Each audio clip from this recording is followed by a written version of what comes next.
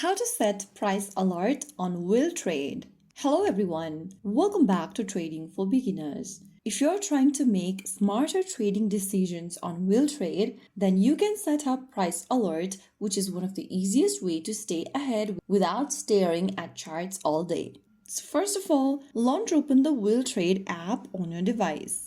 Once you're inside the home page, make sure that you're logged into your WillTrade account. After you are logged in, go ahead and tap on the Market tab from the bottom of the screen. Once you're in, search for the asset you are interested in from the list, and it'll open up this chart page. Now go to the bottom left and look for the alert button and tap on it.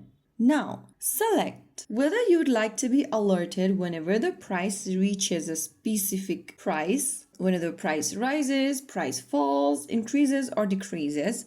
Select any one option. I've selected price reaches. Now, in the Set Price tab, enter the price you want to be notified about. Once you are done, choose if you want the alert to be repeated. If yes, toggle on the button right next to Repeat Alert. If not, leave it unchecked and click on Create New Alert at the bottom.